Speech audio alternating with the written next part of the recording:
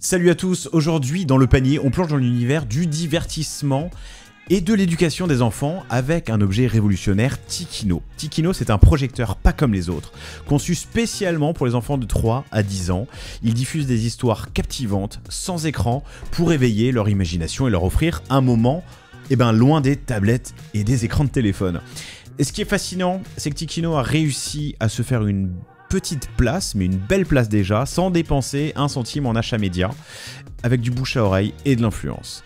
Avec Lauren Altmeyer, l'une des 3 cofondatrices, on revient sur la genèse du projet et les premiers défis, le business model qui est à cheval entre le hardware et la création de contenu, la vente de contenu, les apprentissages de la production en Chine et de la vente en France, le marketing sans paid media et l'impact de l'influence et surtout la vision pour la suite. Alors si vous êtes parent, entrepreneur ou curieux de savoir comment Tikino a réussi ce tour de force, restez bien jusqu'à la fin, il y a des pépites dans cet épisode. Bonne écoute. Bonjour à toutes et à tous, très heureux de vous retrouver aujourd'hui pour un nouvel épisode du panier que j'ai l'immense plaisir d'enregistrer avec Lauren Altmeyer. Altmeyer, si je le prononce comme de là où je viens, mais je vais reprendre. Tu me dis Altmeyer. Altmeyer, bon, allez, on reprend. Bonjour à toutes et à tous, très heureux de vous retrouver aujourd'hui pour ce nouvel épisode du panier que j'ai l'immense plaisir d'enregistrer avec Lauren Altmeyer, qui est avec Tiffen et Aliénor, la cofondatrice de Tikino. Tikino, qui est un projecteur pour enfants, mais tu nous le présenteras un peu mieux que moi dans un instant. C'est une société que vous avez créée fin 2019 pour un lancement produit 2 ans plus tard, en 2022, c'est ça ? Exactement. Ouais. Sur lequel il y a plein de sujets à aborder et qu'on abordera. Déjà, vous n'avez jamais rien dépensé en achat média et vous avez dépassé cette année le 1 million d'euros de chiffre d'affaires, principalement grâce à d'autres leviers, notamment l'influence. Tu nous expliqueras comment. C'est la V2 qu'on a aujourd'hui avec nous pour cet enregistrement de Tikino. Tu nous raconteras les enjeux de produire, construire, imaginer, prototyper du hardware. Mais tu es à cheval sur un autre sujet aussi, qui est le sujet des contenus, puisque pour la Tikino, on peut acheter des contenus dans un catalogue. Et tu m'expliqueras comment on les crée ou comment on les achète, comment on les négocie. On parlera aussi de distribution. Et ça nous fait un très très beau programme. Bienvenue. Merci Laurent. Qu'est-ce que c'est Tikino ? Alors Tikino, ça a été pensé comme une alternative aux écrans électroniques pour les enfants de 3 à 10 ans, donc qui consiste en la combinaison donc, du hardware, comme tu le disais, qui est un projecteur qu'on a spécialement conçu pour les enfants, associé à un catalogue de contenu qui se télécharge dans l'appareil. Voilà, pour la combinaison, et ce qui leur permet donc, de profiter de l'image animée, mais sans les effets négatifs. Ce que tous les enfants demandent. Ce que tous les enfants demandent. Tous les enfants dès qu'il y a une image, dès qu'il y a un l'image. écran, ça... Ouais. Ils demandent de l'image, ils demandent... Et on est aussi, nous, heureux de pouvoir leur proposer, parce que l'image, c'est aussi un vecteur fantastique d'émerveillement, d'apprentissage, mais qui n'est pas toujours proposé à travers des supports, en tout cas, qui sont vraiment adaptés à eux. Donc c'est ce qu'on a cherché à faire avec Tikino, leur offrir, en tout cas... cette possibilité-là, de s'émerveiller avec des images, mais vraiment de manière très adaptée à eux. Alors, j'ai pas regardé les parcours de Tiffen et d'Aliénor, mais toi, tu étais avocate de formation, tu as passé le barreau. Enfin, je dis de formation, mais de métier aussi, puisque tu as exercé. Ouais. Aliénor aussi. Ouais, et Aliénor aussi. Même cab ou pas ? Alors, pas même cab. Aliénor, elle était en plus droit public et droit de la concurrence. Et toi ? Et moi, en droit de la propriété intellectuelle. Ok, ah donc, 2 secteurs différents, mais on avait toutes les 2 la robe à une époque. Et Tiffen, ingénieur, donc autre profil, et heureusement. Ouais, ça complète bien. Et heureusement, et donc profil vraiment ingénieur. Ok. Propriété intellectuelle, intéressant, parce que justement, on va parler de contenu, et c'est ta double casquette. Pourquoi Tikino ? Pourquoi Tikino ? C'est quoi la genèse ? À quel moment tu décides de raccrocher la robe ? Oui, alors j'ai très forte envie d'entreprendre depuis longtemps, et même si j'aimais beaucoup le métier d'avocate, ça me titillait vraiment de monter une boîte, encore plus de créer un projet. J'étais entourée d'entrepreneurs, moi, depuis toute petite. Beaucoup d'amis montaient des boîtes à l'époque où moi j'étais avocate, et ça me fascinait. Et vraiment, ça me fascinait, cette découverte de plein de métiers, le risque aussi, J'étais très curieuse de découvrir un peu ces différents parcours. Et au bout d'un moment, j'étais pas suffisamment passionnée par le métier, qui pourtant peut être passionnant, mais voilà, moi, je me levais pas tous les matins avec une envie forte d'aller exercer. Et en revanche, l'idée d'entreprendre me titillait de plus en plus. Donc un jour, donc ça, c'est l'entrepreneuriat. Et pourquoi un objet pour les enfants Et pourquoi un objet ? Alors, je réfléchissais à beaucoup d'idées à l'époque, dans des pistes, des domaines très différents. Et un jour, je me suis un peu arrêtée sur ce constat-là, qu'il y avait sur le marché à l'époque très peu d'objets qui ont été vraiment pensés pour les enfants. C'était l'explosion des devices pour les adultes. Dans plein de domaines, on avait tous des iPods, évidemment des téléphones, mais beaucoup d'objets électroniques divers et variés pour les adultes, mais très peu pour les enfants. Or, on leur mettait de plus en plus entre les mains ces objets-là, qui étaient pensés pour des adultes, mais qui finalement n'étaient pas du tout adaptés à eux. Donc c'est un peu parti de ce constat-là. À l'époque, quelques boîtes à histoire étaient arrivées sur le marché, mais il n'y avait rien au niveau de l'image. Et avec Aliénor, on s'est dit, mais pourquoi on ne pourrait pas essayer de trouver un moyen de leur faire profiter de l'image, mais sans ces effets négatifs. Et là, l'idée, on a passé en revue plusieurs options. On a imaginé des diapos, un appareil qui... Et puis vraiment, on voulait quelque chose d'animé pour pouvoir pousser aussi le côté éducatif et que les enfants puissent apprendre quelque chose de cet objet-là.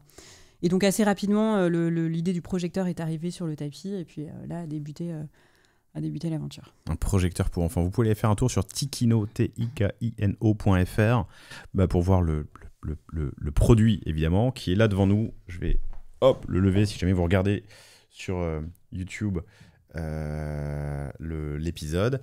Et sinon, allez sur tikino.fr. Vous pouvez aussi faire un tour sur le catalogue, du coup, qui est dans l'onglet catalogue sur le site de Tikino. Alors, Lorraine a été très sympa. Elle m'a envoyé un produit en démo il y a quelques jours que j'ai mis entre les mains de mes filles, qui sont un peu en haut de la fourchette. Elles ont 7 ans et 9 ans, Alice et Charlie. Toi, tu vises les 3 à 10. Oui.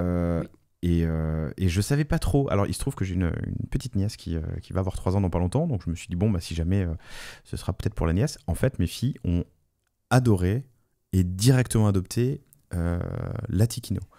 Je me suis aussi dit, elle qui regarde à 9 ans, moi je partage mes films d'enfance ou mes dessins animés d'enfance. On a regardé les merveilleuses Cités d'Or il n'y a pas longtemps avec la grande. Donc je me disais, est-ce que c'est parce que c'est un peu plus simple, c'est des images qui vont moins vite, et ben en fait, adhésion immédiate. Elles ont regardé La Guerre de Troie, elles ont regardé. T'as une licence aussi, on en parlera plus tard, de Il était une fois l'homme. Ça marche vachement bien, et puis ça se consomme face mur ou au plafond, puisqu'on peut mettre la Tikino dans 2 positions. Adoption immédiate. Et quand on préparait cet épisode, tu me racontais que l'image, la vitesse de changement de plan dans les contenus pour enfants a doublé en l'espace de quelques dizaines d'années. Quelques années. Oui, nous on constatait ça, c'était que l'époque de nos dessins animés de quand on était petit était finalement beaucoup moins rapide qu'ils le sont aujourd'hui, et pour autant nous captivait tout autant. Et ce qu'on disait aussi, c'est qu'on peut regarder encore tout à fait les Cités d'Or avec autant d'attention, et même mes enfants regardent les Cités d'Or, ou même Tintin, avec autant d'attention et d'envie de le re-regarder et re-regarder. Alors qu'en fait, ça va beaucoup moins vite que les dessins animés qui sont produits aujourd'hui. Il n'y a pas besoin de 12 plans à la minute pour les intéresser, quoi. Et c'est vrai que la grande différence, c'est que les dessins animés d'aujourd'hui, on constate en tout cas que le changement de plan est très, très récurrent, beaucoup plus rapide, beaucoup plus de lumière, beaucoup plus de clignotement, de contraste, etc., que l'étaient nos dessins animés à l'époque. Et pour autant, on était tout aussi captivés. Et c'est là où on fait le test. On a fait le test aussi avec nos enfants. Nos enfants, ils adorent regarder les Cités d'Or ou les Tintins ou ces dessins animés-là. Donc c'est pas parce qu'un dessin animé va aller tellement plus vite finalement que ça va intéresser d'autant plus l'enfant. Enfin, on peut proposer une alternative. C'est un peu ce qu'on a cherché à faire avec Tikino, c'est que on a montré que les enfants sont tout aussi intéressés par des contenus qui sont adaptés à leur âge et avec une rapidité d'image qui n'est pas forcément celle de tous les dessins animés aujourd'hui, mais ça marche. L'attention est là. Donc, c'est Aliénor l'ingénieur ? Tiffen. C'est Tiffen, je vais le noter. Parce J'ai posé la question plusieurs fois. Donc, vous avez l'idée, vous en parlez. Ouais. Comment est-ce qu'on passe d'une idée à un proto et surtout quand on est avocate. Alors, Tiffaine, elle, j'imagine, a cette expérience de production. Raconte-moi comment on passe de l'idée à un premier proto. Alors l'idée, oui, ça a commencé avec une feuille blanche, avec l'appareil idéal où on a fait vraiment un cahier des charges. Ensuite, pendant 6 mois, ça a été de rencontrer énormément d'entrepreneurs dans le hardware qui ont créé des objets, qui ont réussi, qui se sont plantés, c'est vraiment pendant 6 mois, on a fait que ça. On a rencontré beaucoup de parents pour leur poser des questions sur les fonctionnalités, sur ce qu'ils aimeraient, ce qu'ils n'aimeraient pas, etc. Donc, fort de ça, on a commencé à se faire un peu une opinion de clairement la définition du cahier des charges, de l'objet qu'on voudrait faire. Et une fois qu'on avait ça, on est allé voir un bureau d'études en disant, avec notre feuille de papier, et en disant, voilà ce que nous, on voudrait faire, comment on fait, combien de temps ça prend et combien ça coûte. Donc, on a été voir un premier bureau d'études. Donc là, commence une phase de prototypage. Et une fois qu'on a eu ce budget... Bureau d'études en France ? En France. Ok. Ouais. Et le prototypage, se fait où ? Prototypage a été en France. Alors le premier, on a changé de bureau d'études après entre-temps, mais en gros, après le gros sujet, ça a été de trouver des subventions pour financer le prototypage, parce que prototyper un produit comme celui-là, c'est rapidement 50 000 €. Donc il a fallu trouver les finances. On a été voir auprès de la BPI, donc qui finance ce type de projet. Okay. Et notamment les phases de prototypage. Donc là, on a soumis 2 dossiers, on a eu toutes les subventions, donc on a pu financer cette phase-là grâce à la BPI. Entre-temps, on a changé de bureau d'études, on a refait un nouveau prototypage parce que le premier correspondait pas tout à fait à ce qu'on voulait, il n'était pas tenable non plus financièrement. Et une fois qu'on a validé le prototype, on s'est lancé dans un crowdfunding. Donc avec ce crowdfunding, on a financé aussi parallèlement en fonds propres la création de quelques contenus qu'on a fait nous-mêmes, un peu de A à Z, alors à l'aide évidemment d'illustrateurs, parce que nous on ne sait pas dessiner, à l'aide de comédiens pour enregistrer les voix. 1200 ventes quand même sur ta campagne Ulule, voilà. C'est ça ? Et la campagne Ulule a cartonné. Tu sais pourquoi ? Je pense qu'on répondait à un besoin des parents qui était vraiment de trouver une alternative aux écrans électroniques. Et c'est vrai qu'on ne s'attendait pas à un tel succès aussi rapidement, ce qui nous a presque fait un peu peur parce qu'une fois qu'on a ces précommandes, il faut les délivrer, évidemment. Mais en tout cas, ça nous a conforté et c'est ce qu'on voulait voir. On voulait tester aussi l'attraction du marché qu'il y avait sur ce type de produit. Et en tout cas, les clients ont été au rendez-vous. Puisqu'ils ont quand même accepté de débourser entre 120 € et 100 € pour un produit qui allait être livré 1 an après. Ce qui, en termes d'engagement client, n'est pas neutre. Donc, oui, elle s'est déroulée, elle s'est clôturée en novembre 2020. Ouais, mais tu vois, en 5 semaines, on a eu 11 000 personnes qui se sont inscrites sur notre plateforme. Parce que les gens s'inscrivaient, et puis sur ces 11 000, il y en a 1 200 qui ont converti. Donc ça nous a vraiment prouvé qu'il y avait une attente et un engouement en tout cas sur ce sujet. Fort de ça, on a été voir des investisseurs Friends and Family pour pouvoir financer, nous accompagner sur la partie prod. Et puis là, un peu la création de contenu. Donc on a levé 400 000 € en Friends and Family. Et ensuite, on a pu aller chercher pas mal de financement auprès des banques, prêts d'honneur, prêt bancaire, voilà, le tout, on a réussi à totaliser. Banque traditionnelle ou réseau entreprendre alors réseau entreprendre notamment, Wilco, ça c'était pour la partie prêt d'honneur, et puis prêt bancaire auprès de différentes banques, et on a réussi à totaliser 1 million d'euros pour nous lancer. Ok. C'est ce qu'il nous fallait. Et un entrepreneur m'avait dit, je me rappelle un des rendez-vous qu'on avait fait avec Aliénor auprès d'un entrepreneur au tout début, il nous avait dit, vous verrez, il nous avait dit 3 choses. Les 3 se sont avérées très vraies. Première chose, il dit, vous changerez de bureau d'études. Vous ne resterez pas avec le premier. La deuxième, c'était, ça vous prendra 3 ans. Et la troisième, c'était, ça vous coûtera 1 million d'euros. Là, on parle pour vous lancer. Et les 3, les 3 se sont avérés très vrais. Ok, vous changerez de bureau d'études, il vous faudra 3 ans pour vous lancer et il vous faut 1 million d'euros. Ouais, et ça a été ça. En fait, 3 ans pour se lancer, finalement, ça aurait dû être moins. On s'est pris le Covid en pleine figure au moment de lancer la phase de prototypage. Donc là, tout était shut down. on a dû prendre notre mal en patience et attendre que tout ça rouvre. Mais de bout en bout, ça nous aura pris à peu près 3 ans. C'est long, 3 ans. Très long. Très long. Et... Ouais. Mais ça nous a permis de développer d'autres choses aussi, notamment les contenus. Les contenus, c'est très long à produire, en tout cas pour la partie de ceux qu'on produit nous-mêmes. Ce que j'allais dire, pardon, je me permets de t'interrompre. Je te prie de m'excuser, mais ce que j'allais dire, c'est que quand on lance une boîte dans la tech en général, enfin pardon, pas en général, dans la tech, j'y pense parce que je connais mieux, on a assez souvent un profil business, un profil tech, et on bosse pas au même moment. C'est pas les mêmes enjeux. Oui. Tiffaine, l'ingénieur, j'imagine, a dû charbonner un peu plus, ou être plus engagé, plus investi, ou besoin de plus d'aile sur cette phase. Alors évidemment, tu vois ce que je veux dire, l'équilibre beaucoup plus impliquée, bien sûr. Alors déjà, on travaillait beaucoup avec le bureau d'études. On travaillait à cette phase-là, en tout cas. On était, même Aliénor et moi, très impliqués. On avait des réunions hebdo tout le temps parce que ça touchait beaucoup aux fonctionnalités, aux tests sur le produit, etc. Tiffaine a intégralement géré avec un dev en freelance toute la partie connectique parce que nos contenus se téléchargent en Wi-Fi. Donc, toute la consolidation du back-end, etc. Tout ça, en effet, c'était son domaine. Mais finalement, le temps long nous a permis aussi à Aliénor et moi de nous focaliser sur toute la partie financement. Et ça prend énormément de temps parce qu'aller chercher les fonds pour se lancer auprès de tous ces acteurs-là dont je t'ai parlé, c'est très long. La création des contenus, c'est très long. Donc en fait, chacune avait son... En fait, même si ça a pris beaucoup de temps, on n'a jamais été au chômage, quoi. on s'est jamais ennuyé. Parce que beaucoup de choses ont pris énormément de temps. La création du site, notre univers graphique, définir exactement qui on voulait être aussi. Ça prend beaucoup de temps. On n'est pas juste n'importe quel projecteur où on ne va pas proposer n'importe quel contenu. On voulait vraiment aussi définir ce qu'on était nous réellement, quelles étaient nos valeurs, notre image, etc. Et ça a pris du temps. La marque Tikino, typiquement, on a mis beaucoup de temps à coucher ce nom de marque. Donc finalement, ce temps-là n'était pas plus mal non plus parce que je pense qu'on est arrivé à quelque chose d'assez qualitatif au bout qu'on n'aurait peut-être pas réussi à atteindre si tout s'était fait plus vite que prévu.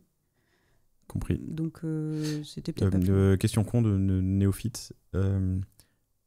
T'étais avocate employée, collaboratrice, partenaire, collaboratrice, ouais. T'es salariée ? J'étais pas salariée, non. Donc t'as pas le chômage ? Non, j'avais pas le chômage. Ok. Non, ça a été aussi un vrai sujet. Ok. Bon, ça met une tension sur un couple, j'imagine, ou sur ton... Ouais, non, mais on a cette chance-là aussi d'avoir pu être accompagné. C'était un vrai projet familial, hein. Enfin, pour chacune de nous trois, d'ailleurs. Ok. Ouais. Prototype, premier bureau d'études, deuxième bureau d'études. Le prototype est fait en France ? Il est fait les moules sont en Chine. Ouais. Donc tu assembles en France ce qui arrive de Chine dans la période Covid où les plastiques venaient de Chine et toute la partie élec, tout ça c'était fait en France. Ok. J'imagine que tu vas mettre ce produit dans les mains d'enfants. Tu as une partie test, recettage, crash test d'ailleurs qui doit être assez importante. Alors la partie test évidemment. Alors on a beaucoup mis à contribution nos enfants qui étaient pile dans la cible quand on s'est lancé. Donc on a beaucoup testé, tu vois, les boutons, la navigation. Il fallait une navigation très intuitive, très simple, la manipulation, comment est-ce qu'il règle la netteté, tu vois, tout bêtement. Enfin, plein de petites fonctionnalités qu'il fallait tester, donc on a itéré, on a testé, on a réitéré. C'est à ça que sert la phase de prototypage, hein, bien entendu. Oui, ce qui est génial, c'est qu'il y a 3 boutons, enfin j'exagère, mais il y a la molette de son, 3 boutons de direction, et puis l'espèce de molette de netteté. On a essayé de simplifier au maximum. Ouais. Vraiment pour qu'un enfant de 2 ans et demi, 3 ans soit autonome dans l'utilisation et comprenne facilement comment l'utiliser. Et un enfant de 2 ans et demi, 3 ans, ou enfin 3-4, est peut-être moins précautionneux qu'un adulte qui a un projecteur entre les mains et un objet technologique dont il sait la fragilité. Oui, ça a été largement pris en compte. Ça a été une de nos préoccupations donc principales. Donc ça tient, tu peux laisser tomber d'une table. Ça tient. Alors encore une fois, ce que je te disais, évidemment, si on fait une chute sur du carrelage de 2 mètres ou qu'on le balance à l'autre bout de la pièce, ça reste un vidéoprojecteur. Donc voilà, il faut quand même, ça nécessite quand même une précaution et c'est ce qu'on dit aux parents des plus jeunes enfants. Si vous savez que vous avez un enfant qui maltraite potentiellement ou qui est moins précautionneux, ou évitez de lui laisser trop entre les mains. Maintenant, c'est un produit qu'on a vraiment pensé pour être manipulé pour les enfants facilement. Donc, il supporte des chocs, il supporte d'être plus ou moins malmené aussi. S'il tombe d'un mètre, normalement, il s'en sort plutôt bien. Après, une chute de 3 mètres, là, je peux... Oui, Nous, nos crash tests, ils vont pas jusque-là. Et un projecteur, j'y pense quand on en parle, là, ça vaut Enfin, un projecteur normal, je sais pas comment dire, ça vaut de 500 à 5000. Ouais. Oui, toi, j'imagine que dans ta feuille, sur ta feuille blanche, qui était plus blanche à la fin, tu avais cette contrainte de prix. Comment tu sors un projecteur? Alors aujourd'hui, il est à 169, c'est ça? TTC. Comment tu sors un projecteur à ce prix-là? Ça a été le nerf de la guerre. On aurait bien aimé être même en dessous. Mais on a toujours voulu privilégier la qualité de l'image, une image qui soit vraiment de très bonne qualité. Il existait en Chine des petits projecteurs pour enfants à $40, je pense. Alors évidemment, à l'époque, on avait tout commandé. Tout ce qui existait dans le monde, on avait commandé, on les testait, etc. Et on s'était rendu compte d'une chose, c'est que la qualité d'image était très mauvaise, le son était très mauvais. Donc, après, il n'y a pas de mystère. Moins c'est cher. Voilà. You pay peanuts, you get monkeys. Exactement. Exactement. Donc nous, on voulait vraiment une qualité d'image qui soit vraiment bonne. Après, ça a été un travail avec le bureau d'études pendant toute cette phase-là qui a été longue, de prototypage, d'un cahier des charges en disant là, il va falloir qu'on renonce aussi à certaines fonctionnalités. Nous, on voulait beaucoup plus de choses et petit à petit, on a dû faire des arbitrages. On voulait un objet qui soit plus petit, on voulait un objet qui soit plus léger, on voulait un objet qui ait telle et telle fonctionnalité, voilà. Et petit à petit, pour rentrer dans le budget maximum qu'on voulait en coût de production, il a fallu qu'on fasse des arbitrages. Donc ça, après, c'est... Oui, la qualité est très bonne, enfin... Ok. Prototype, test, et ensuite, il faut certification, gros sujet. Certification, pourquoi? Tu sais, produit hardware, il y a énormément de certifications que les produits doivent passer. Mais pas en lien avec l'enfance, si? Alors, nous, on n'est pas un jouet, parce que c'est des normes qui sont très particulières entre 0 et 3 ans. Mais énormément de certifications pour que le produit puisse être vendu en Europe. Chaque État a des certifications spécifiques aux US, des certifications spécifiques en Asie et spécifiques en Europe. Pour l'instant, pardon, je t'ai pas posé la question, mais il y a des contenus en anglais, mais c'est des ventes principalement en France? Oui. Ok. Donc, certification. Voilà. Et ça, c'est le bureau d'études qui s'en charge ou c'est vous? Non, on est accompagné. Okay. On est accompagné par le bureau d'études, mais il faut le financer aussi. C'est pas neutre. Parce on parle de combien? Plusieurs milliers d'euros. Certaines certifications. Là, typiquement, pour te donner un exemple, on est en train de prévoir aussi en accessoire une batterie qui pourrait être insérée dans l'objet. Ouais. Les certifications, il y a certaines certifications qui coûtent plus de 10 000 euros. Ok. Donc, et avant d'être certifié, il faut faire le produit, il faut faire les tests, il faut faire les... Oui. Okay. Voilà, donc ça se budgète, mais c'est des phases aussi qui ne sont pas négligeables. Et puis parfois, le produit ne passe pas certaines certifications, donc il faut itérer, relancer le produit. Donc voilà, c'est ce qui explique aussi que le lancement d'un hardware est aussi long. Tout dépend de la quantité d'électronique qu'il y a à l'intérieur, évidemment, mais il y a du temps qui est incompressible, en fait. Donc, prototypage, certification, trouver le bon partenaire. Vous produisez en France pour la première version, si j'ai pas de bêtises. Tout à fait. Ensuite, mis sur le marché. Et en parallèle de ça, trouver des contenus. Et suffisamment pour que ce soit pas déceptif, j'imagine, le jour du lancement. Ouais. Et d'ailleurs, quand on s'est lancé, je suis étonnée qu'il n'y ait pas plus d'utilisateurs qui aient parlé, parce que franchement, on n'avait pas grand-chose. On s'est lancé avec vraiment peu de contenu, mais il fallait qu'on démarre, donc on s'est quand même lancé. Ensuite, un avantage, c'est que les enfants, ils aiment bien la répétition. Exactement, alors ça, c'est heureusement. On a beaucoup joué là-dessus, mais on a des partenaires qui nous ont suivis tout de suite. Je pense à Unique Héritage Média, à la marque l'Histoire, donc sur les rois et reines, etc. Et ça, c'est un partenaire qui nous a suivis tout de suite. Et puis petit à petit, ça a été boule de neige, on a réussi à séduire de plus en plus de partenaires, et aujourd'hui, on a à peu près 300 titres. Au catalogue, donc on essaye d'ajouter tous les mois plusieurs nouveaux contenus tous les mois. Donc l'idée, c'est vraiment de l'enrichir. Et alors, c'est des contenus que tu achètes, que tu fais créer, que tu... Oui, on a 3 types de contenus. Donc le premier dont je parlais, c'est ceux dont je parlais. Les premiers sont ceux qu'on a produits intégralement nous-mêmes.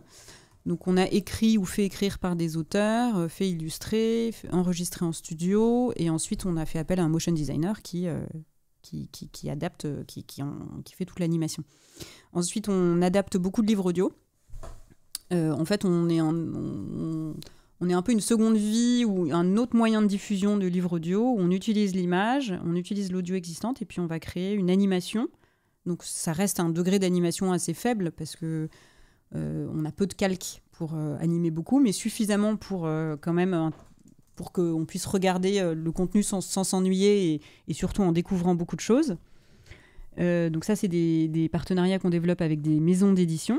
Et le troisième volet sont les contenus 100% existants. Donc comme tu le disais tout à l'heure, par exemple, Il était une fois l'homme, mais énormément d'autres courts-métrages pour enfants qu'on sélectionne avec une ligne éditoriale qui est très stricte. Et donc j'imagine des... Pardon, vas-y. Non, c'est... Ok. Des coûts qui changent évidemment. Le produit, enfin le contenu que tu produis intégralement, oui. T'as un coût au départ et ensuite tu l'amortis. Exactement. L'adaptation de livres audio en partenariat avec des maisons d'édition, tu as l'histoire, mais il faut la sonoriser, il faut non, créer les livres l'audio. audio. Non, les livres audio. Adaptation de livres audio, pardon. Ouais. Donc là, en fait, l'avantage. Adaptation de livres en audio. Ah oui, non, adaptation de livres audio en vidéo. Les livres audio, l'avantage, c'est qu'on a déjà l'illustration et on a déjà le fichier audio. Ouais. Donc tu dois faire l'animation. Donc nous, voilà, on va financer, travailler sur l'animation. Ça prend quand même beaucoup de temps et c'est pas neutre non plus. En termes de coût, ouais. En termes de coût. Donc c'est toujours un investissement au départ. Et puis après, qu'on va chercher à rentabiliser, évidemment, au fil des mois. Et les derniers, c'est des contenus 100% existants que tu achètes, comme Il était une fois l'homme. Voilà. Parce qu'il y a plusieurs séries. Ouais. Et donc, dans ce cas-là, il faut aller voir des catalogues existants pour négocier ton... Oui. L'achat, la licence, C'est un droit de diffusion. Nous, on négocie un droit de diffusion. Donc, on leur demande l'autorisation de pouvoir diffuser nos contenus sur notre catalogue en contrepartie de royalties qu'on reverse proportionnellement à l'achat tous les trimestres, tous les semestres ou tous les ans. Ok, droit de diffusion, comme le streaming, voilà. Comme la SACEM sur la musique. Enfin, sauf que non, pas vraiment streaming, parce que nous, on est vraiment un téléchargement définitif dans l'appareil. Ok, ça veut dire que ça change le coût. Ça change le coût, oui. En fait, c'est pas la même. C'est pas le même fonctionnement. Ok. Oui. C'est l'avocate en pays qui simplifie le sujet. Là-dessus, qu'est-ce que tu as appris en 3 ans, du coup, maintenant, parce qu'on est en 2025 et vous avez lancé en 2022, et donc tu as dû commencer à négocier en 2021. En 4 ans, qu'est-ce que tu as appris? Qu'est-ce que tu fais aujourd'hui différemment de ce que tu faisais il y a 4 ans? Alors évidemment, oui, on apprend au fil des interlocuteurs la manière aussi de négocier, ce qu'on peut accepter, ce qu'on ne peut pas accepter. Nous, pour que ça rentre dans notre business model, on ne peut pas se permettre d'accepter des taux de royalties qui sont trop élevés parce que ça ne rentre pas dans notre business model. Nous, on essaye de vendre le hardware le moins cher possible. Tu vois, tout à l'heure, tu disais qu'on arrive à le sortir pas si cher pour ce que c'est. Mais c'est vrai que notre marge sur le hardware est relativement restreinte. En revanche, nous, on essaie de se rémunérer. Vraiment, nous, le nerf de la guerre, c'est la vente de contenu. Donc c'est là-dessus qu'on se rémunère. Donc on ne peut pas non plus avoir un taux de royalties qui est démesurément élevé sur les contenus qu'on propose. Donc à chaque fois, c'est un arbitrage qu'on essaie d'avoir et on affine au fil du temps. Mais finalement, depuis le début, on est plutôt resté assez cohérent par rapport à nos premières discussions.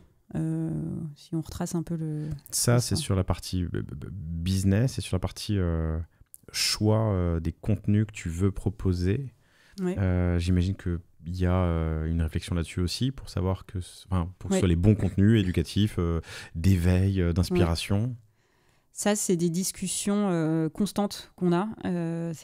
On est sur un équilibre qui est très difficile à avoir dans le sens où on est très strict dans notre sélection. On va vraiment chercher des belles images. On va vraiment chercher une qualité graphique et esthétique, évidemment une qualité de l'audio, du vocabulaire qui est choisi, et puis de l'intérêt du contenu, bien évidemment. Mais parfois, il faut aussi ne pas être trop restrictif et proposer des choses aussi qui intéressent tout le monde. C'est toujours une balance à avoir entre les deux qui est source de discussion constante chez nous. C'est jamais c'est sûr on le prend, c'est sûr on le prend pas. C'est très souvent des discussions où on hésite. Il y a des contenus qu'on choisit de ne pas diffuser alors qu'on sait qu'ils rencontreraient un grand succès. mais qui n'est pas en cohérence avec nous, notre ligne éditoriale. Il y a des contenus où finalement on finit par céder parce que on a une forte demande et il ne faut pas non plus se fermer trop de portes. Enfin bref, c'est un équilibre qui n'est pas évident, mais qui est passionnant parce que c'est très évolutif, une ligne éditoriale. Si vous êtes habitué des boîtes à histoire que vous avez peut-être déjà vues, le modèle est similaire. Hein. On a du hardware, on a un Wi-Fi qu'on peut activer, désactiver. On télécharge sur l'application, on choisit sur l'application les contenus qu'on veut mettre sur la Tikino, et ensuite il y a un téléchargement qui se fait. Donc dans l'absolu, on pourrait même streamer d'autres choses que les contenus que vous laissez passer. Oui. Donc ce curseur et cet entonnoir ou ce tamis par lequel vous passez les contenus que vous laissez ou que vous mettez dans le catalogue, oui. Je sais pas où je vais avec ça, mais je me dis que parfois la tentation peut être d'ouvrir plus largement. Mais on nous le demande. Il y a beaucoup de clients qui nous disent mais est-ce que je peux mettre mes propres contenus ? Et là-dessus, nous, on a toujours été ferme sur ce sujet. C'est que si demain on venait à ouvrir notre catalogue au client et que le client mette ce qu'il veut, finalement, on pourrait mettre un dessin animé qui correspond pas du tout. Allez hop, pas de patrouille. Avec 28 images par seconde. Par exemple, avec une rapidité d'image qui ne va pas du tout. Donc nous, on n'a pas envie que Tikino soit associé ou utilisé pour diffuser des contenus qui ne sont pas du tout sur nos valeurs et l'essence même de pourquoi Tikino existe. Okay. Apprentissage sur les contenus et apprentissage sur le hardware après 3 ans, 4 ans de production. Et puis une V2 qui est sortie l'année dernière sur l'année de transition, qui est aussi la plus grosse année d'ailleurs en termes de chiffres. Oui, paradoxalement, c'était une année de transition où on avait arrêté de produire la V1 et on venait de lancer la V2 et ça a été notre plus belle année, donc c'est assez prometteur. Et donc, apprentissage ? Toi, on t'a dit qu'il y a 3 règles. Je les répète, ton premier bureau d'études ne sera pas le dernier. Ouais. Il faut 3 ans et il faut 1 million. Moi, on me simplifiait ça en disant hardware is hard, que je réutilise régulièrement. Je confirme. Je peux que confirmer. Et donc, après 3 ans de... Parce que tu as un enjeu qui est fort. Alors, je ne l'ai pas dit dans cette intro. J'arrête pas de me reprendre et de continuer des phrases à rallonge. Pardon. Je vais arrêter. 3 ans de hardware, quels sont tes apprentissages et tes conseils ? Tester. Je pense qu'il faut écouter beaucoup son intuition et son sens pratique aussi. Dans le sens où on travaille main dans la main avec un bureau d'études, on travaille main dans la main avec les usines. C'est eux les experts, clairement, nous on ne l'est pas. Mais on commence à acquérir aussi un sens, à comprendre quand on connaît bien le produit, à anticiper des éventuels problèmes. Il faut vraiment réfléchir avec un temps d'avance à chaque fois et se poser et en fait poser toutes les éventualités, quelles qu'elles soient. Parmi les éventualités, dans l'univers des possibles, il y a les retours sur du hardware. Oui, qui est un vrai sujet. Qui est un vrai sujet que vous aviez intégré dès le départ. Comment est-ce que vous avez intégré le fait qu'il pourrait y en avoir ? Alors, on l'a intégré dès le départ en pensant le produit pour qu'il soit réparable, parce que c'est un produit qui coûte cher. On a un coût de production relativement important, donc on ne peut pas se permettre de remplacer systématiquement les produits quand soit un composant ne marche pas, soit que le client l'a fait tomber et qu'un des éléments est cassé. Donc c'est un élément qu'on a vraiment intégré dès le départ. Ça représente un coût aussi, j'imagine. Le coût du SAV ? Ouais, bien sûr. Il faut récupérer le Tikino, le réparer, que vous intégrez dans le... Bien sûr, on l'intègre. Et ça, vous avez été accompagné là-dessus, on vous l'a conseillé. C'est une erreur que... Pardon, je pose la question parce que c'est une erreur qui est souvent faite de sous-estimer. J'ai 1 million d'euros, et ben je vais mettre 1 million sur la production et j'oublie qu'en fait, je vais avoir, je sais pas, 100 000... Il faut surtout pas le sous-estimer parce que, en tout cas, quand on a beaucoup d'électronique dans un produit... Mais même d'ailleurs, si on en a peu, dans tous les cas, il faut intégrer un coût qui est ensuite lissé sur tous les produits, ce qui est de la dépense SAV. Nous, surtout le batch là qu'on a commandé dans notre CA, on sait que X% sera du SAV et ce sera de la perte sèche. Et très important parce que ça peut couler. Une boîte, évidemment, on a des exemples. Il y a eu quelques exemples. Donc comment se prémunir de ça, c'est toujours difficile parce que on a vu dans ces exemples qu'il y a des sociétés qui n'ont pas anticipé certaines choses. Parfois il y a certaines choses qui peuvent pas l'être, peut-être. Je sais pas. Nous, on essaye, tant bien que mal, de tout anticiper. En pratique, aujourd'hui, ils sont produits en Chine. Oui. Vous commandez des batchs. Oui. C'est quoi les temps de réappro ? Qu'on fait tester aussi, donc beaucoup justement pour éviter ce genre de cas. Les délais de réappro sont au moins de 4 mois. Là, je compte les livraisons en bateau qui sont... Quand le canal de Suez n'est pas voilà. fermé. Alors ça, c'est une des choses qu'on a appris aussi. On n'avait pas anticipé à ce point-là tous les problèmes qui pouvaient arriver pour les livraisons par bateau. En fait, ce qui se passe politiquement même dans le monde, ou alors des événements comme ce qui s'est passé au canal de Suez peuvent avoir un impact sur la livraison des bateaux. La guerre en Ukraine en avait été un. Et donc nous, on est comme tous ceux qui font des livraisons par cargo. On peut être impacté, on peut se prendre 2 semaines, 3 semaines, 1 mois dans la figure parce que tel bateau a été retenu pour telle et telle raison. Donc ça aussi, il faut l'anticiper ou s'autoriser que le bateau n'arrivera pas en temps voulu. Et d'ailleurs, on a été en rupture de stock je vois de nombreuses fois. Hein. Sous le bouton, déjà le bouton c'est je précommande. Alors là, c'est le cas de... Oui. Pour une livraison en mars. Donc, alors là, à Noël, on avait volontairement créé un batch relativement restreint parce que c'était notre premier de cette nouvelle version et qu'on ne voulait pas se mettre à risque. Et c'est là aussi où nous, on a toujours été très précautionneuse. On ne s'est jamais mis à risque parce qu'il y a trop de choses dans la vie du produit qui peuvent arriver. Et donc, on essaye en tout cas de se protéger dans la mesure du possible. Je ne dis pas que... on a fait tout ce qu'il fallait, mais en tout cas on essaye. Et là, dans ce premier batch, on a volontairement réduit à quelques milliers d'unités. On a été en rupture de stock beaucoup plus vite que prévu. Donc on a recommandé, ce qui était une super nouvelle dans l'absolu.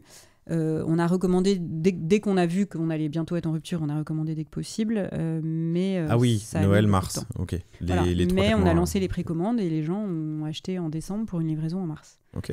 Donc, on a eu des centaines de précommandes. Dans un univers totalement différent, mais je vous recommande, chers auditrices, chers auditeurs, un épisode que j'avais enregistré avec William Montaigu, si je dis pas de bêtises, qui dirige Boku.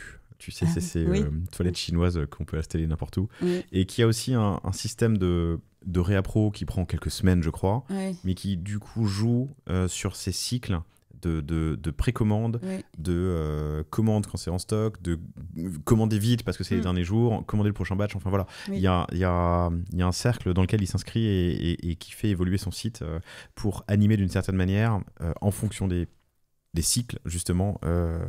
Et ce qui aide à financer les commandes. Et ce qui aide à financer les commandes suivantes. Puisque la gestion du BFR est un vrai sujet. Et pour revenir au SAV, je te posais donc du coup la question de l'assemblage et de la production en Chine. Vous avez ici, en France, la possibilité, les capacités de faire un peu de SAV ? Ah oui, D'accord, donc tu as des pièces de rechange ici, tu reçois ici les... On fait intégralement les SAV, okay. Oui, bien sûr. Ouais, bien sûr. Formidable. Ça s'adresse à des enfants de 3 à 10 ans qui vont certainement le découvrir chez leurs amis quand ils en ont, mais c'est pas à eux que tu vends à des parents qui vont... Oui. C'est vraiment offrir ça à leurs enfants. Donc, comment et tu as dépensé jusqu'à présent 0 ? Alors presque 0. Je le mesure sur 2-3 points. On a quand même fait appel à un RP quelques mois avant Noël. 2024 ? 2024. Le dernier, ouais. Donc sur quelques mois. Et puis en communication, on fait un petit peu de marketing. On achète un petit peu sur Meta, mais finalement très peu. Nous, on fonctionne vraiment sur le don de nos produits, faire découvrir nos produits à des influenceurs, notamment. Et qui, alors après, c'est toujours un risque, hein, ils en parlent pas. Mais pour l'instant, on a eu de la chance, ils en parlent beaucoup. On leur offre aussi des contenus et puis voilà, on essaie de les fidéliser. En fait, on a fait comme ça parce que quand on s'est lancé, on n'avait pas les moyens aussi de faire autre chose. C'est très simple, on n'avait pas de budget de com et on n'avait pas de budget marketing. Tout le budget qu'on avait, il allait soit dans le hardware et le développement de l'app, les fonctionnalités d'app, etc., soit dans les contenus. Mais on n'avait pas de poche magique pour le marketing et la communication, donc il fallait qu'on fasse autrement. Et il se trouve que ça a très bien fonctionné et beaucoup plus que ce qu'on pensait. Et donc, vous l'avez fait vous-même à la mano ? Choisir les influenceuses Ah oui. à Oui, qui ça vous c'est envoyez. 100% nous. Ouais. Ouais. Et Pas par une agence. On continue à le faire. Ah oui, non, c'est... Ok. Ouais. Et en fait, je pense que le fait aussi que le produit soit nouveau, enfin, il représente quand même une innovation par rapport à ce qui existe sur le marché, fait que il y a un petit effet waouh qui s'opère et qu'elles étaient ravies d'en parler, de le faire découvrir. Et elles nous ont énormément aidés. Et d'ailleurs, il y a eu quelques papas d'influenceurs. Ils nous ont vraiment aidés à le faire découvrir auprès de parents. Et après, il y a vraiment eu un effet organique où les gens en parlent entre eux, les parents en parlent entre eux. À l'école aussi, on a beaucoup d'institutrices qui l'ont commandé, qui l'ont recommandé aux parents. Des hôpitaux aussi. Malin, ça, les écoles, j'y avais pas pensé. Ouais, c'est un secteur qu'on veut vraiment développer parce qu'on est beaucoup contacté par les instituteurs et institutrices qui veulent utiliser l'image mais qui ne veulent plus utiliser d'écran classique. Et surtout, on a beaucoup de contenu éducatif sur l'apprentissage de l'anglais. On propose sur la mythologie dont tu parlais tout à l'heure. On propose aussi du yoga, donc ils font des ateliers yoga en classe. Sur l'histoire, la géographie.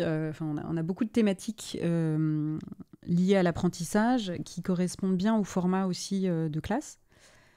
Donc ils sont vraiment aussi, les instituteurs sont un très bon relais pour nous. Et également, on commence à avoir beaucoup de relais au niveau des professionnels de santé qui nous recommandent auprès de leurs patients. Beaucoup de contacts de pédiatres, d'orthophonistes. Dans quel contexte, dans quel cadre ? Alors, on a eu beaucoup de professionnels de santé qui suivent des enfants atteints d'autisme, pour qui les images trop rapides ne sont pas possibles. Beaucoup d'enfants qui ont des problèmes aussi on a eu beaucoup d'orthophonistes, beaucoup d'hôpitaux, d'enfants hospitalisés longtemps sur le long terme ou avec des soins très lourds qui ont besoin d'être divertis. Et aujourd'hui, les médecins, naturellement, sont un peu réticents à mettre une tablette devant les yeux d'un enfant. Et donc, ils voient en Tikino une solution qui est tout à fait adaptée. Ça fait beaucoup de pistes à creuser. De canaux, oui. Et de canaux. Oui, vous êtes combien, d'ailleurs ? Oui, voilà, ça, c'est un vrai sujet. Exactement. On a du mal à... On est 4. Ok. Alors, on travaille avec beaucoup de freelance, mais là, tu touches du doigt un sujet, c'est qu'on a beaucoup de canaux à explorer. Et du coup, comment tu fais ton choix ? Qu'est-ce que tu mets dans ton équation pour choisir lesquels activer en premier ? Ou tester en premier, parce qu'on ne sait pas si ça va marcher. Les écoles, c'est une piste, tu vois, mais si ça se trouve, les maîtres et maîtresses, c'est une piste, mais si ça se trouve, un jour, tu auras un logo de l'éducation nationale, je ne sais pas, ou du rectorat. Oui, alors. Comment vous choisissez ces pistes à activer ? On est beaucoup contactés. Donc souvent les instituteurs qui nous contactent, on en sélectionne certains qui correspondent vraiment, avec qui vraiment on sent qu'il y a un dialogue et vraiment intéressant, et donc c'est assez récent hein, là, mais donc on commence à activer les pistes une à une en fonction des contacts qu'on a. Ok. Mais il nous faudrait plusieurs personnes supplémentaires pour nous développer sur ces canaux. Mais vous êtes précautionneuse et pas embaucher trop vite ou pas grossir trop vite. Voilà, mais je pense que cette année ça va être nécessaire. Ça va être nécessaire, et puis on va pouvoir le faire surtout. On est en mars, on enregistre le 19 mars, je sais pas quand l'épisode sort, mais comment se passe ce début d'année, du coup, ces fameuses précommandes énormément de précommandes, okay. Et surtout des discussions avec des partenaires distribution qui sont très intéressantes.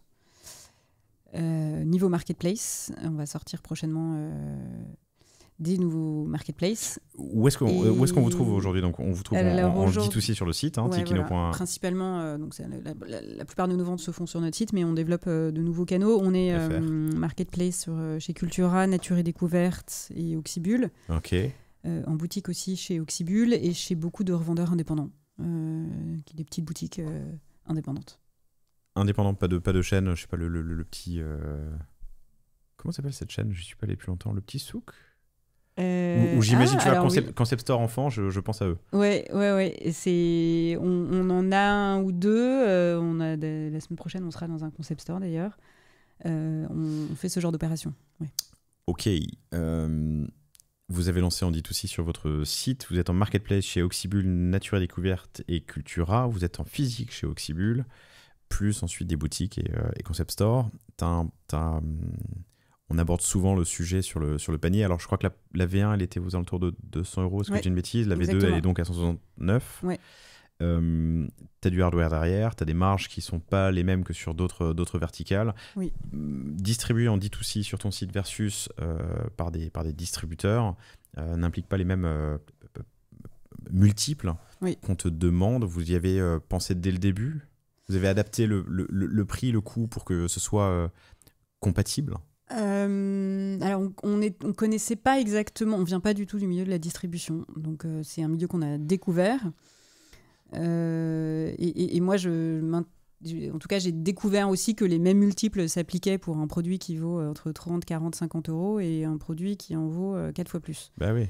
Nous, évidemment, c'est compliqué parce que si on applique les mêmes multiples, on devrait le vendre le produit beaucoup plus cher que ce qu'on vend aujourd'hui. Donc, il faut encore qu'on trouve un équilibre avec ces partenaires-là pour que tout le monde s'y retrouve et qu'on accepte de marger moins sur les boutiques parce qu'on sait qu'on va générer aussi du contenu derrière. Mais ça reste un sujet très compliqué. La distribution en physique, pour nous, c'est vrai que c'est des marges qui sont vraiment importantes. C'est là-dessus qu'ont explosé. Pardon, je me reprends. C'est là-dessus qu'ont explosé d'autres objets dans le même univers en distribution physique, non? Oui. Ou en ligne? Beaucoup en ligne. Beaucoup en ligne, mais c'est sûr qu'une distribution physique dans un monde parfait, ça démultiplie les chances aussi de se faire connaître auprès du public. Hein. Dans la mesure du possible, on essaye de... En tout cas, on va essayer de se déployer le plus largement possible. Et vous le faites en direct, par des agents, on fait tout en direct. Tout en direct. Ouais. Ils sont bien remplis les journées, non? On s'ennuie pas, ouais. Je reviens sur la cible. On dit qu'il faut vendre aux parents pour que les enfants l'utilisent. C'est quoi les freins que tu rencontres le plus avec les parents?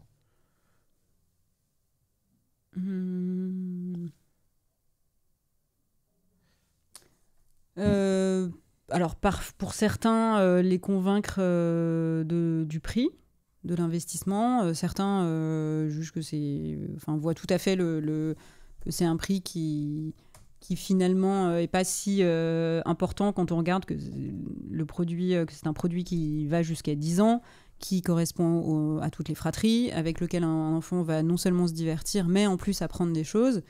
Et puis certains qui ont besoin d'être convaincus sur oui, mais pourquoi j'investirais cette somme-là versus un abonnement sur Netflix ou voilà, on a parfois ces questions-là. Donc là, c'est apporter des arguments et surtout expliquer pourquoi l'appareil coûte ce prix-là. Il est quand même livré avec 3 heures de contenu inclus aussi à l'intérieur. Donc parfois on a cette démarche d'explication, mais généralement le parent voit quand même assez vite l'intérêt du produit. Donc le frein, je dirais que ça reste principalement le prix. Okay. Mais l'image n'en est pas un. Moi, la première pensée, avant de réfléchir, avant de voir les images, avant de voir c'était la rapidité, le fait que ce soit des images. Non, qu'il y ait des images. Qu'il y ait des images. Ouais. Alors, tu vois ce que je veux dire? Ouais. Aujourd'hui, la plupart des parents voient l'intérêt quand même. Il vaut mieux celle-ci qu'un autre déjà. Oui, et puis encore une fois, que l'image apporte aussi beaucoup de choses.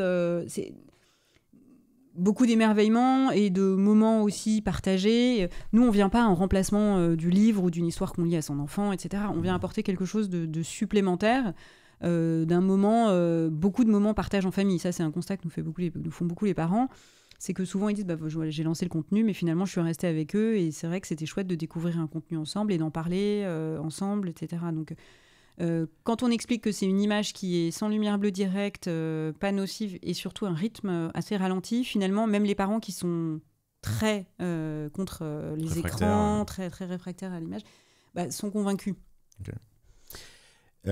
Donc tu as fait pas mal d'influence. Est-ce que tu as des conseils à nous donner? Donc, vous avez géré ça en interne. Oui. Je serais curieux de savoir quel est le ratio de produits offerts donnés à des influenceurs et influenceuses versus le nombre total de produits vendus.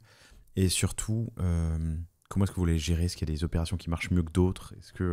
Alors c'est beaucoup dans la sélection des personnes à qui on l'offre. Évidemment, on est contacté tous les jours, on a des dizaines de demandes d'influenceurs qui veulent tester le produit. On va vraiment prendre du temps à sélectionner tel ou tel influenceur par rapport à son taux d'engagement. Parce qu'on peut avoir et ça, on a fait cette erreur d'ailleurs au début, d'avoir un influenceur qui a plus de 500 000 ou 700 000 abonnés, qui accepte d'en parler, mais qui finalement a un taux d'engagement qui est dérisoire. Ou d'accepter un autre influenceur qui a 70 000 abonnés ou même 50, mais qui en revanche a un taux d'engagement fabuleux. Donc c'est vraiment aller chercher ça et surtout voir si le profil de cet influenceur est vraiment en adéquation avec nous, ce qu'on prône et avec nos valeurs. Donc ça, c'est évidemment très important. Pour te donner un ratio, c'est sur la V1, on a dû en offrir, je dirais, une petite trentaine. C'est pas énorme. Trentaine plus très souvent, les influenceurs organisaient des concours et en faisaient gagner un. Oui. Ok. Donc là, c'est au moins x2, voire plus. Voilà, tous n'organisaient pas des concours, mais on doit être bien sur 50-60 quand même. Sur la V1. Et la V2 ? Et la V2, on a dû en offrir à ce stade une quinzaine, je pense. Ouais, pas tant que ça. Déjà parce qu'on a été en rupture de stock très rapidement. Et puis là, on est en précommande, donc voilà. Et puis on va lancer bientôt un programme d'affiliation, justement aussi pour maintenant qu'on peut, on voudrait remercier aussi ceux qui nous ont accompagnés, qui nous ont soutenus depuis le début, et donc pouvoir les rémunérer sur la visibilité qu'ils nous offrent à travers leur compte. Okay. Donc on lance tout un programme ça sort quand d'affiliation. Là, dans 2 semaines à peu près. Mais donc, à date, 30 plus quelques-unes offertes sur la V1, donc on va dire une cinquantaine, une quinzaine sur la V2, mais il y en aura d'autres, j'imagine. Oui. En valeur faciale, produit, on parle quand même de 15 000, donc j'imagine, je te le souhaite en tout cas, sinon il n'y a aucune rationnelle économique, ou beaucoup moins, mais pour vous. Pour un CA cumulé de combien depuis le lancement ? Ok, 1 million l'année dernière, ouais. Avec de la croissance. Mais j'essaie de calculer. Mais on offre aussi les contenus aux influenceurs. Et en fait, on partage très souvent des nouveautés, on leur donne accès. Et des contenus qui te coûtent potentiellement s'il y a des royalties et de la licence dessus. Voilà. Ok, compris. Mais ça reste une dépense qui va, 10, 20, 25 000 euros, peut-être en cumulé depuis le début. Oui, mais ça reste... C'est entendable. Oui. Alors maintenant qu'on veut accélérer aussi, on va commencer à faire des dépenses un peu plus importantes. Il n'y a pas se cantonner, en tout cas, à ça. Mais ça nous a vraiment permis, à une époque où on n'avait pas les moyens, de nous faire connaître et puis de vendre finalement avec un coût... assez dérisoire. Donc de l'influence, des RP, tu l'as dit tout à l'heure, tu es passé sur le podcast de Matt, Génération Do It Yourself, qui a généré aussi quelques ventes. Vous êtes passé dans Qui veut être mon associé ? Oui. Ça a généré de la 2 ans et demi. De la visibilité ? Ça a généré de la visibilité, clairement. On était passé assez tard, malheureusement, donc beaucoup de parents étaient déjà couchés. Mais clairement, ça a généré de la visibilité. On a eu un pic de trafic à l'époque. Je crois qu'on était aussi en rupture à ce moment-là, d'ailleurs, quand ça a été diffusé. Mais clairement, ça nous a aidé à nous faire connaître. Ok. Et j'imagine aller chercher la légitimité aussi quand tu Exactement, oui. Ok, donc c'est les principaux leviers que vous avez utilisés. Et ensuite, il y a les salons, évidemment. Et maintenant, il y a les salons. Vas-y, parle-moi des salons. On commence à en faire. On n'en a pas fait tant que ça jusqu'à présent. Tu fais lesquels ? Tu vas dans l'univers de l'enfant et du jouet ? Oui, alors on a été au salon de Kids... j'ai oublié le nom, ça va me revenir. Récemment, on a été au CES et au salon du jouet de Nuremberg. CES en exposant ? En exposant à Las Vegas, ouais. Ok. Ouais. Ça, c'est un plus gros budget que l'influence, non ? Oui, ça a été un budget. Alors ça, c'était vraiment pour présenter...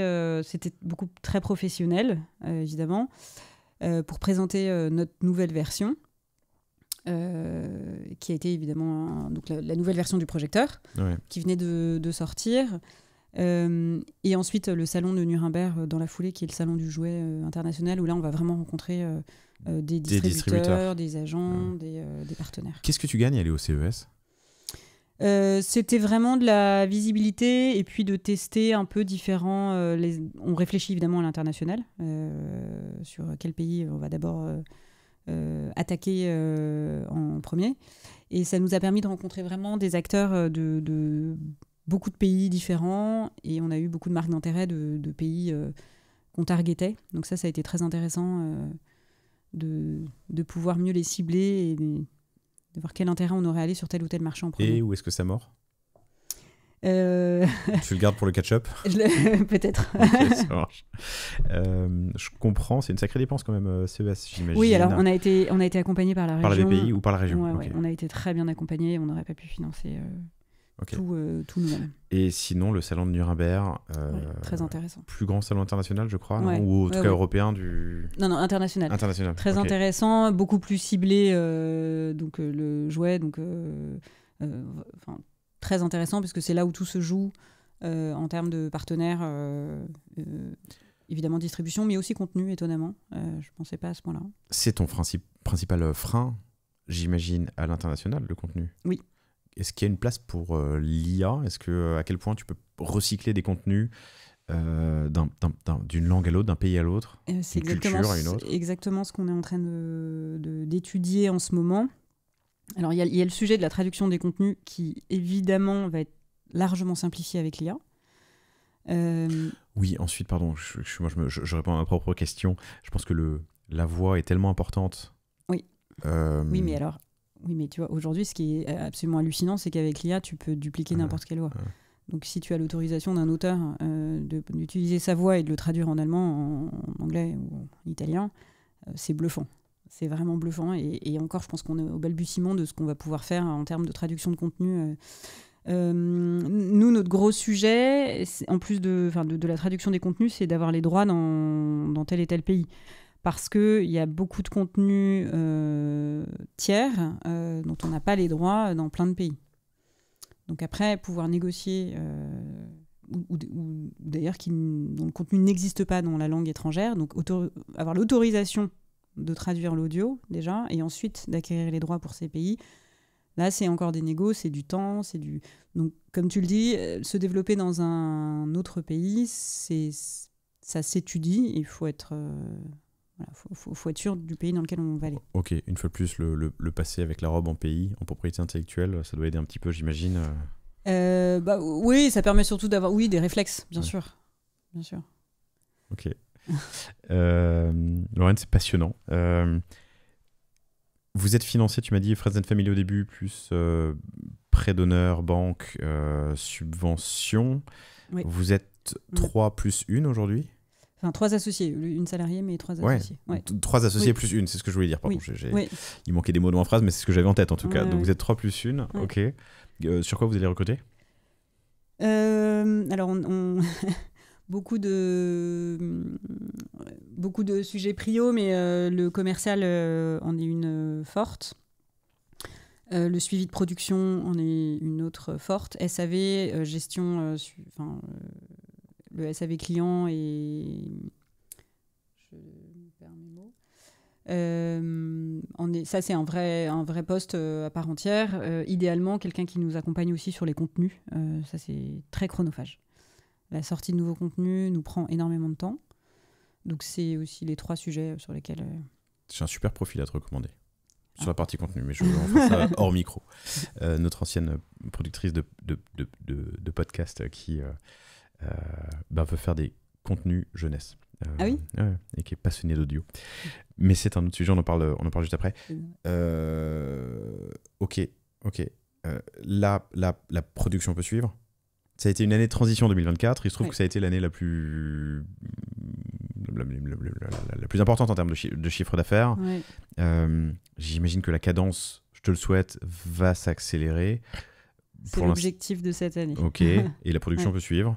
Oui. Parce que si vous partez en distribution physique, avec plus de distributeurs et plus l'international, il y a un moment où... Ouais, la complexité quand on veut croître assez rapidement, ce qui est le cas nous cette année, c'est aussi d'être en capacité de gérer son BFR.